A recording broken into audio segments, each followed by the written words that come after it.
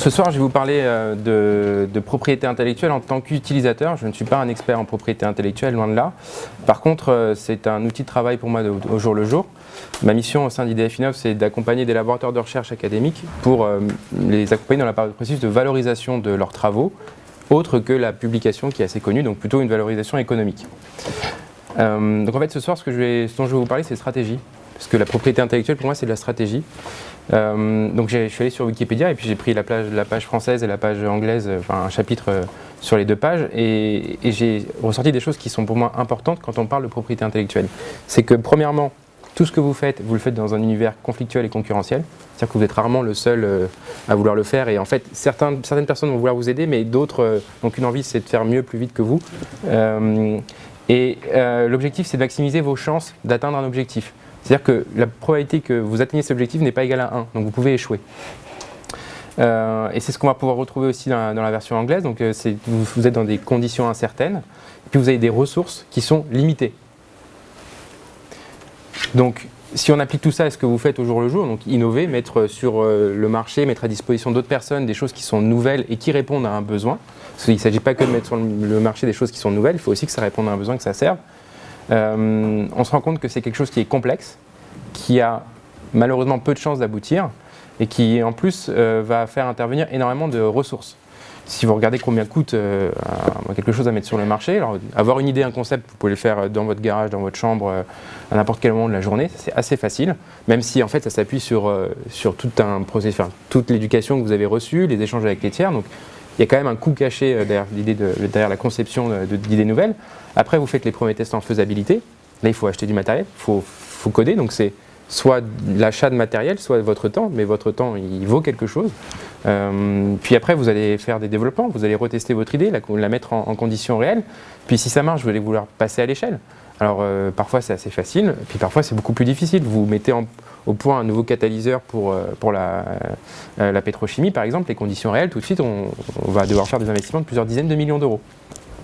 Et puis, une fois que vous êtes sûr que ça marche, vous devez le lancer. Et là, vous devez embaucher des gens qui sont des commerciaux, qui vont aller voir vos clients et faire du porte-à-porte. Et j'ai beaucoup de respect pour la fonction commerciale, mais c'est une fonction qui coûte cher, parce que plus elle rapporte, plus elle coûte. Donc ça coûte encore plus cher, ça va augmenter le coût du produit. Et puis, il y a toute cette partie aussi de protection qu'il faut prendre en compte, qui est souvent oubliée. Alors si on réfléchit à tout ça, la première chose qu'on peut se dire, c'est copier, c'est gagner. Parce qu'en fait, si je copie, si j'attends que les autres prennent les risques pour moi, dès qu'ils arriveront sur le marché, j'aurai plus qu'à copier, et puis ça ira beaucoup plus vite, et tout se passera bien pour moi. D'ailleurs, si vous regardez un peu les équilibres de Nash, des choses comme ça, vous mettez un système où il n'y a absolument aucune protection, rien du tout, en fait, vous ne faites surtout pas de R&D, vous accumulez des trésors de guerre. Alors, vous avez pris un risque une fois, et puis vous vivez de ça, et puis vous attendez que les autres mettent sur le marché d'autres choses, vous copiez. Et puis comme vous avez de l'argent, vous aurez la possibilité de développer plus rapidement. Et donc vous en gagnerez encore plus. Mais si vous mettez quelque chose en place qui va interdire aux autres de vous copier, qui va les obliger à prendre des risques, alors là, le nom du jeu change, c'est plus copier, c'est innover. Donc, de mon point de vue, ce soir je vous livre mon point de vue personnel, je ne suis pas là en tant qu'IDF Innov, je suis là en tant que personne qui utilise la propriété intellectuelle au jour le jour. C'est à quoi ça sert la propriété intellectuelle? Ça sert à vous assurer que quand vous prenez des risques, à un moment donné, vous allez pouvoir vous rembourser de ces risques et peut-être gagner un peu plus d'argent pour prendre des risques à l'avenir. Donc pour moi, c'est quelque chose qui est vertueux. Je sais qu'il y a beaucoup de débats sur la protection du vivant, etc. C'est une façon, de mon point de vue, de dévoyer ce qui au départ était fait pour rémunérer des gens qui prenaient des risques et qui essayaient de faire avancer la société. Donc la propriété intellectuelle, ça sert à ça pour moi. Et c'est très complexe. Et ce soir, je vais vous donner quelques exemples au jour le jour, en m'appuyant principalement sur une des choses qui est bien connue, robuste, ancienne, que sont les brevets, qui ne répondront pas forcément à toutes les problématiques futures. Puis je me permettrai à partir des brevets d'aller vers du logiciel et de la licence. Alors on parlait d'un coût du brevet tout au long de sa vie. Il faut savoir qu'un brevet va passer différentes étapes. Alors vous allez le déposer, la première chose c'est que vous allez le rédiger. Vous allez aller dans l'office qui correspond à votre pays, vous allez demander à le dépôt, puis après, si le dépôt se passe bien, que l'office vous dit c'est bon, vous le délivre, après vous allez passer. Alors, il y a plusieurs moyens, là j'ai pris une voie qu'on appelle l'extension PCT, qui vous permet d'avoir une couverture internationale pendant 18 mois. C'est un moyen de diminuer le coût de la vie du brevet tout de suite. Puis au bout de 18 mois, on vous dit, bon monsieur, vous avez votre... Donc le dépôt, vous avez 12 mois, puis après vous rachetez 18 mois. Au bout de 30 mois, on vous dit, monsieur ou madame, maintenant vous devez choisir. Vous ne pouvez pas continuer comme ça, vous devez nous dire dans quelle zone géographique vous voulez que votre droit s'applique. Donc là, vous devez désigner des phases. Donc désignez les pays dans lesquels vous voulez aller ou dans les grandes zones géographiques. Donc là, ça commence à coûter beaucoup plus cher, hein. On parle de 30 000 € minimum, voire plus. Et puis après, vous avez les offices qui travaillent, vérifier que votre titre correspond à ce qu'on appelle les critères de brevetabilité, donc que c'est nouveau, inventif, et donc ça représente du travail pour eux. Et puis évidemment, ils vont vous dire bravo, ce que vous avez fait est réellement nouveau et inventif, on va vous délivrer votre brevet. Et là, par contre, s'appliquent les taxes de délivrance, parce qu'il faut bien les faire vivre, les offices. Donc là, les coûts vont augmenter, et puis à chaque fois que vous allez désigner un pays dans lequel vous avez demandé à avoir ce titre de propriété intellectuelle, vous devez payer. Alors j'ai mis 30 000 €, mais ça peut être beaucoup plus élevé. Et puis après, il faut l'entretenir. Un brevet, ça tient tant que vous payez les taxes tous les ans. Donc si tout va bien pour vous, alors, nous on a des coûts qui sont un peu plus élevés, ça va vous coûter entre 100 et 150 000 €, mais ça peut être moins cher si vous faites quelque chose qui est purement français. Et puis ça peut être beaucoup plus cher. Si ce que vous voulez, c'est couvrir le monde entier et puis avoir plusieurs types de brevets, plusieurs familles, vous pouvez parfois rajouter un 0, voire plus. Oui.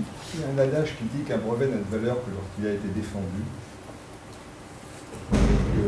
Après l'entretien, il y a le coût de la défense. Complètement. C'est là où est le vrai coût du brevet. C'est ça qui coûte cher. Alors, comme il a été dit auparavant, ça dépend des pays où vous attaquez. Donc aux États-Unis, c'est là où les coûts peuvent exploser. Et en France, ça va être beaucoup moins cher. Mais par contre, c'est un coût. C'est-à-dire que là, ce que je vous ai présenté ici, c'est les coûts liés aux procédures de dépôt et d'entretien. Par contre, on peut même aller plus loin, c'est-à-dire qu'un brevet n'a de la valeur que s'il est attaqué. Si 6 personnes attaquent votre brevet, c'est que finalement il n'y a personne d'autre, et s'il n'y a personne d'autre, c'est que vous ne répondez pas vraiment à un besoin, ou alors que vous êtes vraiment génial et que vous avez tué toute la concurrence, ou alors que c'est une niche tellement petite que finalement vous êtes tout seul. Donc voilà, mais c'est vrai qu'on va arriver là, tôt ou tard, si ça marche, des gens vont vous attaquer, il va falloir répondre. Et c'est là où les coûts vont exploser. Donc la question quand on est sur la propriété intellectuelle, ça doit être comment est-ce que j'optimise mes coûts. La propriété intellectuelle, que ce soit un brevet ou quoi que ce soit d'autre, c'est un actif qui va vous permettre de survivre, qui va vous permettre d'être pérenne, que ce soit dans un but de gagner de l'argent ou d'exister. Dans le cas, si on prend par exemple Wikipédia, l'objectif c'est de pouvoir continuer à faire cette activité sans forcément attaquer d'autres personnes, mais en tout cas de ne pas être attaqué par d'autres et de permettre de donner au monde entier accès à des bases de données libres. Donc vous devez, en tant que, je sais que vous avez tous des velléités d'entrepreneuriat, un entrepreneur, c'est pas quelqu'un qui a des idées, c'est quelqu'un qui résout des problèmes. Donc vous partez toujours de la problématique, vous avez identifié un problème. Ce problème, vous voulez y apporter une réponse, et cette réponse, elle va pouvoir soit s'appuyer sur une technologie, soit sur du savoir-faire, soit sur des modèles économiques, peu importe. C'est en tout cas des solutions que vous allez apporter. Ça, c'est votre métier, c'est votre travail. Et puis ça, au bout d'un moment, vous allez confronter au monde réel. Alors, au monde réel, il y a de la concurrence, et puis cette concurrence, elle s'exprime sur des marchés qui ont des tailles différentes. Et en fait, quand vous allez réfléchir propriété intellectuelle, quelle qu'elle soit, ce sont ces éléments-là que vous devez prendre en compte pour décider si, est-ce que je protège ? Premièrement, est-ce que j'ai les moyens de protéger ? Est-ce que si je protège, ça ne va pas transformer le prix de mon produit et faire en sorte qu'il soit invendable ? Donc ça, c'est une vraie réflexion à avoir. Et deuxièmement, comment je protège ? Qu'est-ce que je fais ? Il y a des vraies stratégies à mettre en place. Est-ce que je choisis de faire des brevets ? Est-ce que c'est du logiciel ? Est-ce que ça va être des bases de données ? Est-ce que je vais tout protéger ou mettre une partie gratuitement ou non ? Pourquoi est-ce qu'il est bien important de bien réfléchir à tout ça ? Parce que quand vous allez mettre sur le marché quelque chose de nouveau, quand vous voulez résoudre un problème, il y a une question qui est fondamentale, c'est la liberté d'exploitation. On espère tous, on pense tous, quand on a une idée, d'être le seul ou la seule à l'avoir eue. Et idéalement, le premier. Bon, dans les faits, c'est généralement rarement le cas. Ou alors, si vous êtes le premier, tant mieux pour vous, vous avez eu de la chance. Là, je vous ai donné des cas concrets où, par exemple, nous, à IDF Innov, on a à traiter avec des laboratoires qui travaillent dans les technologies terahertz. Alors, les technologies terahertz, pour faire simple, c'est en gros... Je vais utiliser quelque chose qui est un peu un début de langage, mais c'est l'infrarouge de demain. Voilà. C'est pas tout à fait vrai, mais on peut imaginer ça comme ça. Peut-être que demain, tout ce qui est fait par infrarouge, on pourrait imaginer avoir des résultats meilleurs avec les terahertz. Bon, tout le monde les exploite. Ça veut juste dire qu'il y a des gens qui ont eu les idées avant et qui se sont dit on va quand même se protéger. Donc le panorama est complexe. Et c'est pour ça que la propriété intellectuelle n'est pas quelque chose que vous pouvez prendre par-dessus la jambe. C'est vraiment important dès le début de vous poser la question, est-ce que je suis seul et est-ce qu'il n'y a pas déjà d'autres personnes qui sont là ? Nous, donc c'est une question qu'on a posée, c'est un long travail. Hein. C'est-à-dire qu'il faut lire les brevets, il faut les comprendre, il faut savoir ce qui est demandé.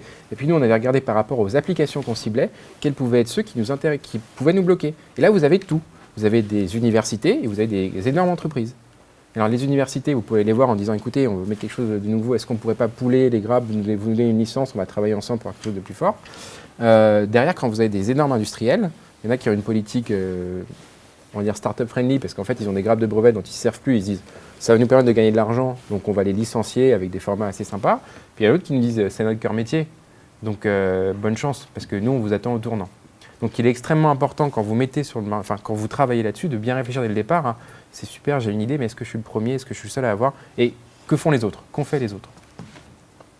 Et la grande question aussi qui se pose, c'est le secret. Alors, j'ai une formation de base, je suis ingénieur chimiste à la base, et en chimie, on vous apprend la meilleure façon de protéger vos sauces, c'est le secret.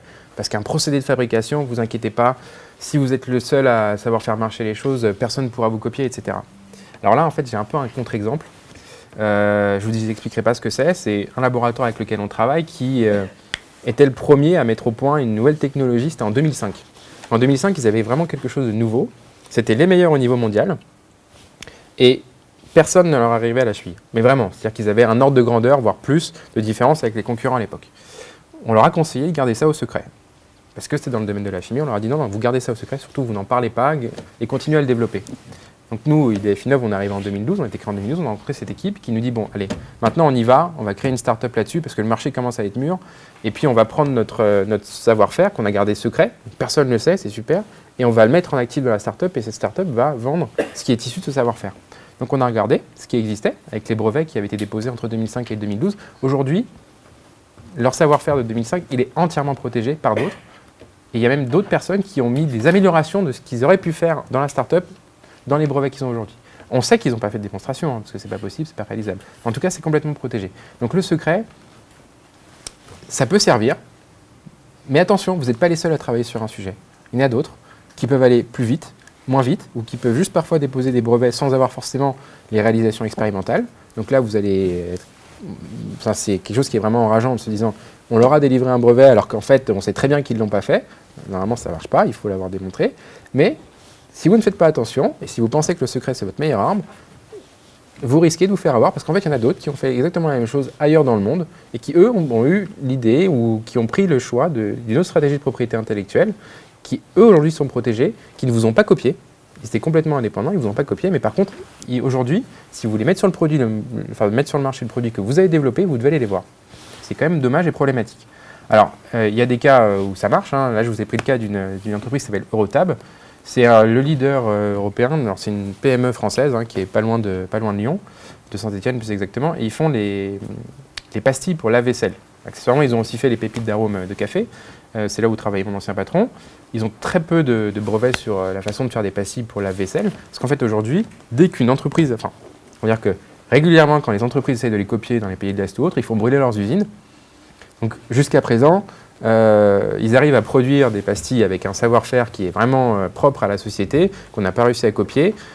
Et donc, ils préfèrent miser là-dessus, continuer à faire du développement, continuer à apprendre à former leurs équipes, ce qui leur permet d'avoir un avantage concurrentiel. Donc, ça marche. C'est eux qui font brûler les usines Je n'ai pas dit ça. Mais voilà, il y a des choses qui sont parfois compliquées, qui demandent une vraie expertise, un vrai savoir-faire. Et il n'y a pas forcément besoin de le protéger. Mais c'est extrêmement risqué comme stratégie. Si vous pouvez prendre un autre exemple sur ce genre de savoir-faire, c'est la compagnie Southwest Airlines aux États-Unis. C'est une des seules compagnies capables de retourner un avion et de le réaffréter en moins de 20 minutes. Alors, un avion qui est sur un tarmac, vous mettez 10 personnes devant, vous voyez comment ils font. Enfin, je veux dire, il n'y a rien de secret là-dedans, c'est juste de la logistique. Sauf qu'il n'y a personne qui arrive à avoir la même logistique qu'eux, et pourtant il y a du monde qui les regarde et qui essaie de copier. Donc il y a un savoir-faire. Quand vous avez quelque chose qui est aussi robuste, voire ça peut être même une culture d'entreprise, ça vaut le coup de se poser la question de est-ce que je le divulgue à tout le monde? Est-ce que je rédige un brevet qui, au bout de 18 mois, permettra à tout le monde de faire pareil? Même s'ils doivent me payer, d'abord il faut que je vérifie, il faut que je puisse vérifier qu'il n'y en a pas un qui me copie ailleurs dans le monde. Et puis après, il faut que je mette en place des procédures. Voilà, c'est des questions à se poser. Mais à chaque fois, c'est des considérations économiques que vous devez avoir. C'est en quoi est-ce que mettre en place une nouvelle stratégie de propriété intellectuelle va me permettre de garder un avantage. L'autre question qui se pose aussi quand vous allez réfléchir à la propriété intellectuelle, c'est votre marché.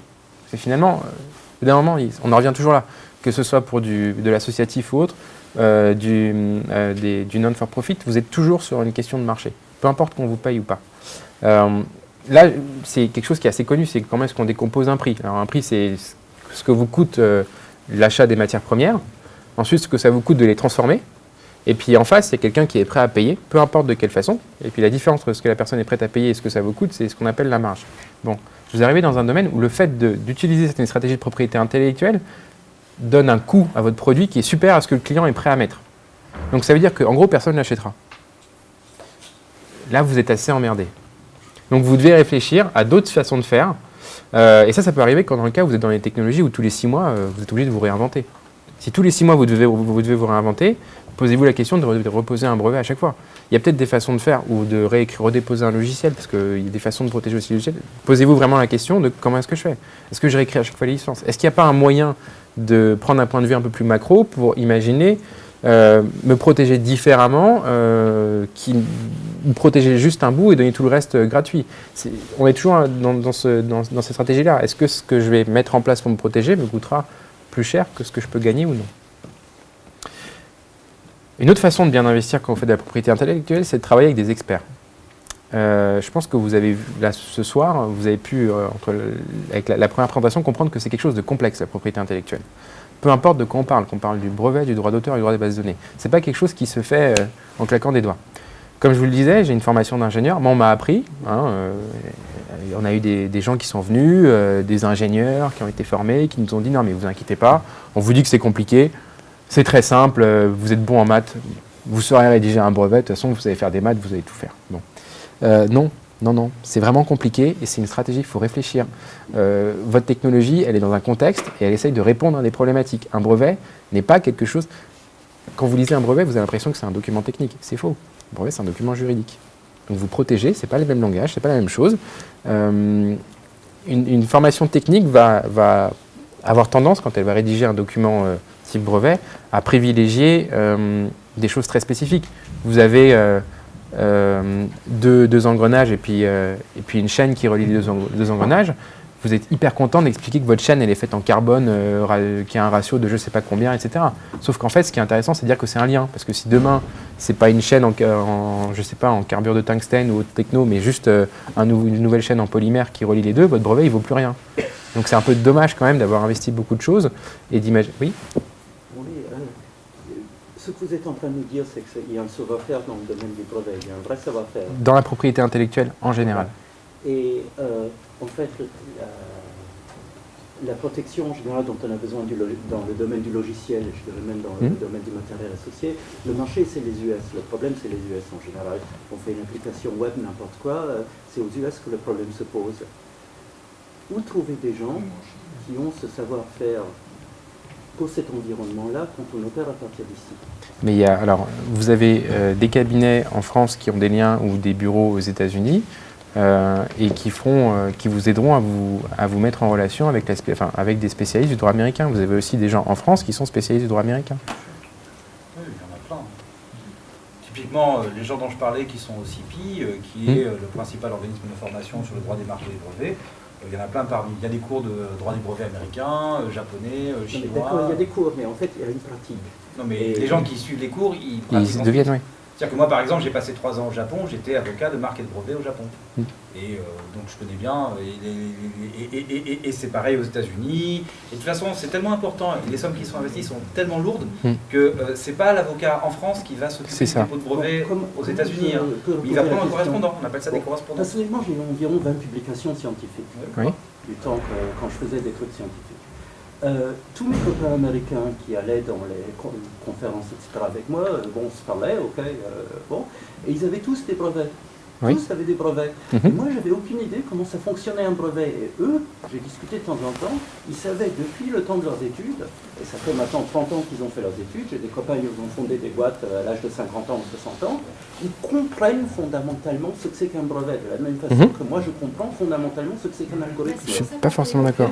Mais je sais, mais comment rattraper un retard de culture d'environ 30 ans par individu? C'est en retard, on est plus en retard, enfin on est moins en retard que d'autres. Oui. Après, alors moi je vous rejoins sur le fait qu'aujourd'hui la propriété intellectuelle, alors, au niveau de la recherche académique, il y a du boulot à faire encore. Il y a, comme on dirait, il y a une marge d'amélioration.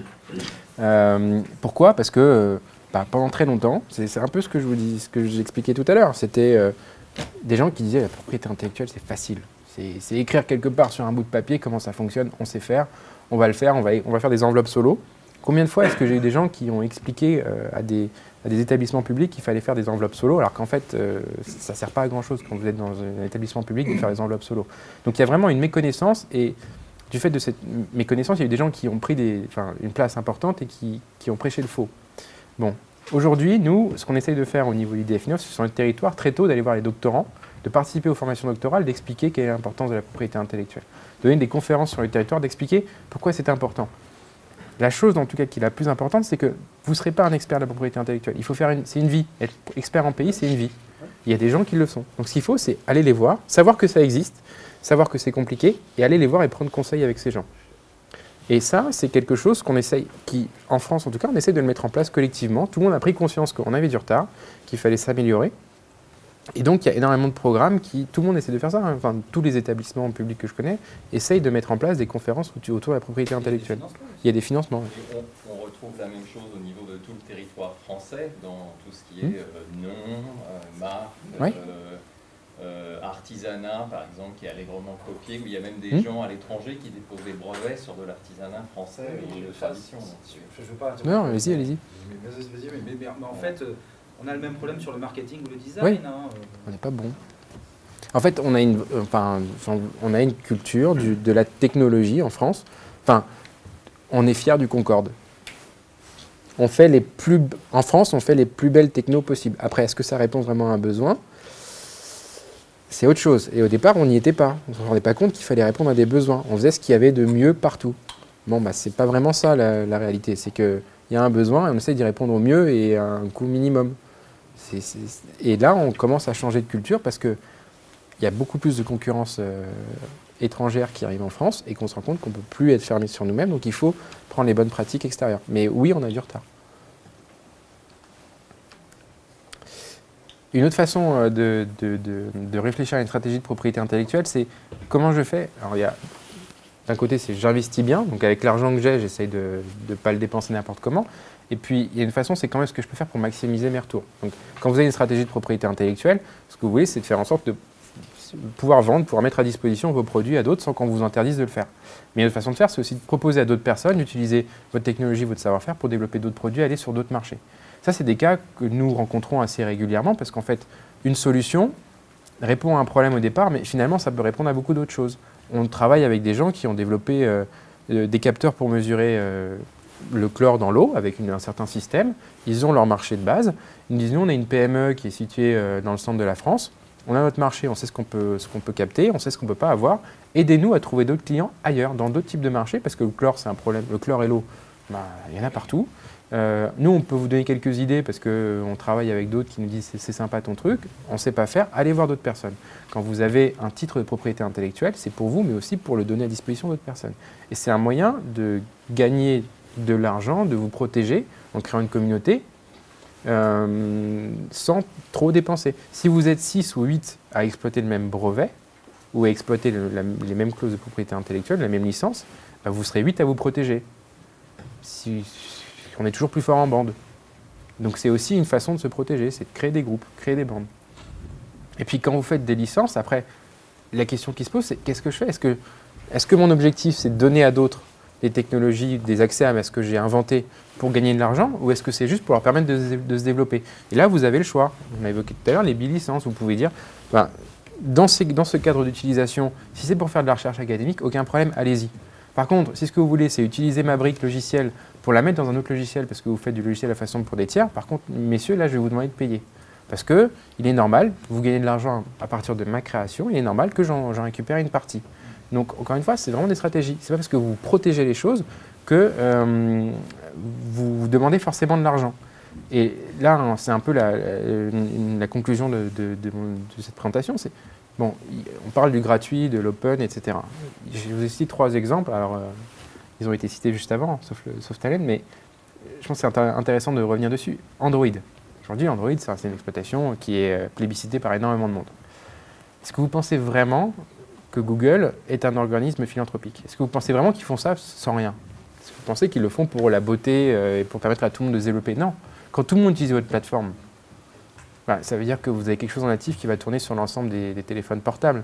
C'est-à-dire que vous allez avoir accès quand même à pas mal de données qui vont passer par les téléphones portables. Si votre métier, c'est de faire de la pub, savoir ce que vous faites avec votre téléphone portable, ne serait-ce que connaître vos déplacements, puis connaître qui vous appelez, etc., c'est de la valeur. Si vous êtes quelqu'un qui appelle tout le temps un certain groupe de personnes, je sais qui sont vos amis, donc si je sais ce que vous aimez, je peux envoyer la même chose à vos amis, parce qu'a priori, vous aimez la même chose. Je vais avoir un accès, je sais si vous êtes un leader d'opinion ou un suiveur. Donc si vous êtes un leader, je vais vous envoyer de la pub à vous pour que derrière vous en parliez à vos amis, c'est les réseaux d'influence. Voilà, ils ne l'ont pas fait pour rien. En plus, si vous regardez avec ces trois solutions, Android, Talent ou Tesla, c'est des gens qui vous donnent une partie gratuitement, et puis si vous en voulez plus, ce qui a été évoqué, c'est payant. Donc quand tout le monde a une solution qui est gratuite, le jour où ils ont besoin de plus, tout le monde doit payer. Puis c'est comme là où le tiroir caisse commence à se remplir. Je vais juste finir et après je prendrai votre question. Si on prend Tesla par exemple, Tesla ça a fait énormément de bruit parce qu'ils ont mis à disposition leurs brevets, enfin une partie de leur stock de brevets gratuitement à tout le monde. Pourquoi? Parce que c'est Tesla qui paye les infrastructures aujourd'hui. Les infrastructures, par définition, ça coûte cher, ça se rentabilise à long terme quand ça se rentabilise. Donc en faisant ça, ce que veut faire Tesla, c'est créer un nouveau standard. Ma technologie permet à tout le monde de recharger son véhicule plus rapidement, utilisez-la gratuitement. Super. Demain, le standard pour recharger sa voiture, c'est le standard Tesla. Vous voyez, ça leur permet de faire de la R&D sur autre chose, de diminuer les coûts d'infrastructure, ce qui est quand même loin d'être quelque chose qu'ils ont pensé uniquement pour le bien de l'humanité. C'est-à-dire que c'est le bien des personnalités Tesla, c'est la façon pour eux de développer la société. C'est un mouvement qui est extrêmement malin. Quand vous êtes tellement en avance par rapport à vos concurrents que personne ne peut vous suivre et que vous devez tout mettre en place, en gros, si vous êtes le fabricant d'autoroute, il va falloir être sûr d'avoir un modèle économique derrière qui va vous permettre de vous rembourser. Et les péages, ce n'est pas donné à tout le monde. C'est encore un droit qui est très particulier. Donc, avoir des mouvements où vous allez ouvrir pour permettre à d'autres de vous suivre parce que vous allez vraiment trop vite, c'est aussi une stratégie de propriété intellectuelle qui est gagnante. Donc, moi, la conclusion en fait, sur ces trois modèles économiques, c'est qu'il faut identifier vos payeurs. C'est-à-dire que vous pouvez avoir n'importe quelle stratégie, mais à vous de dire, ces gens-là, je les fais payer, ces gens-là, je leur donne gratuitement. Et vous pouvez avoir les deux approches en parallèle, l'une n'empêche pas l'autre. Il faut juste le faire intelligemment, vous ne pouvez pas faire ça n'importe comment. Donc encore une fois, il faut travailler avec des gens experts, dont c'est le métier, qui pourront vous conseiller. Et j'en ai fini avec cette présentation.